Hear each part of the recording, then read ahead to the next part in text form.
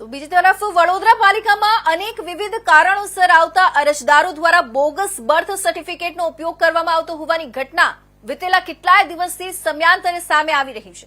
આ સિલસિલો આજે પણ ચાલુ રહ્યું છે। વડોદરા પાલિકાની દક્ષિણ ઝોનમાં વોર્ડ નંબર 17 ની કચેરીમાં આજે સવારે આવેલા અરજદારે બોગસ બર્થ સર્ટિફિકેટ રજૂ કરતા પકડાઈ ગયું હતું। બાદમાં સ્થાનિક પોલીસને જાણ કરતા તેઓ તુરંત દોડી આવ્યા હતા અને બોગસ સર્ટિફિકેટ રજૂ કરનારની અટકાયત કરવામાં આવી હતી।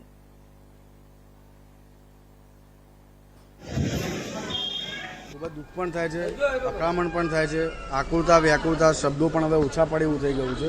આ ખૂબ જ ગંભીર બાબત છે। દિવસે દિવસ આ વિષયની ગંભીરતા વધતી જાય છે, કારણ કે એક હદ એવી થાય છે કે અહીંયા વડોદરા કોર્પોરેશનનો સિમ્બોલ મારવામાં આવ્યો છે, વડોદરા મ્યુનિસિપલ કોર્પોરેશન કૌંસમાં વીએમસી લખવામાં આવ્યું છે, ગવર્મેન્ટ ઓફ ગુજરાત તરીકે લખવામાં આવ્યું છે, ત્યારબાદ હદથી લખવામાં આવ્યું છે 2021નું છે, 2020 પછી QR કોડ કમ્પલસરી છે, એટલે QR કોડ પણ નથી। સૌથી આઘાતજનક અને આશ્ચર્યની વસ્તુ એ છે કે નીચે ગ્રેટર વિશાખાપટ્ટનમ મ્યુનિસિપલ કોર્પોરેશન એટલે VMC અને નીચે વેબસાઇટ GVMC, એટલે આખું એક વિચિત્ર કહી શકાય એવું એક ખોટું બર્થ સર્ટિફિકેટ રજૂ કરવામાં આવ્યું છે। એટલે હવે પોલીસ ખાતા તરફથી હવે ગંભીરતાથી એની તપાસ કરવામાં આવે અને અમે એ જ અમારી કોર્પોરેશન વતી વિનંતી છે। આપણે પોલીસને જાણ કરી છે, મકરપુરામાં જ લાગે છે। ગઈકાલે પણ આપણે મકરપુરામાં જ આ ફરિયાદ નોંધાવી તો ગઈકાલે વોર્ડ નંબર 19માંથી આવ્યું હતું, આજે વોર્ડ નંબર 17માંથી પકડાયું છે। હવે મને એક વાતનો આનંદ પણ છે કે અમે ઓપરેટર જે 3 લેયર જે ચેકિંગની સિસ્ટમ અમે જે સેટ કરી છે એ 3 લેયરના હિસાબે જ આ પકડાયું છે।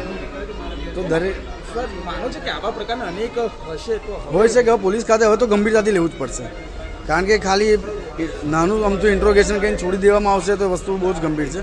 અમે અમારા honourable deputy commissioner Shri Rajput સાહેબે વાત કરી તો અમે તરત જ ફરિયાદ દાખલ કરી દઉં અને હવે કોર્પોરેશન વતી અમારી એક નમ્ર વિનંતી છે કે પ્લીઝ આપ હવે આને ગંભીરતાથી લો આ વિષયને, કારણ કે આ ખૂબ જ સ્ફોટક વિષય થઈ રહ્યો છે। હવે સાહેબ આપણે વાત કરીએ તો આપણી કામગીરી અને હવે ફરિયાદ પણ આપે છો તો કોર્ટ કાર્યવાહી પછી કામગીરીમાં મારી કામગીરીમાં કોઈ અસર નહીં થાય। કામગીરી 10 ગણાની 10,000 ગણા વ્યક્તિ કામ કરીશ, કારણ કે મારા માટે દેશ પહેલો છે, હું દેશનો નાગરિક પહેલા છું, અધિકારી પછી છું, અને અધિકારી છું તો દેશી સેવા માટે જ છું। હું કોઈ અંગત સ્વાર્થ માટે નોકરી કરનારો વ્યક્તિ નથી। ये तुम्हारा जन्म दाखला है? हमारा छोकराનું છે એ ક્યાંથી કાઢાય? આ તે અમાર પેલા દુકાનવાળા હે। કયા દુકાન? દુકાનવાળા અમાર તે રહે છે ને નાનો કાકા, એમના તે કેમ્પવાળા આવે છે। એ કેમ્પમાં કાઢાયેલો? હા, કેમ્પવાળા આવે છે ને, કેમ્પવાળા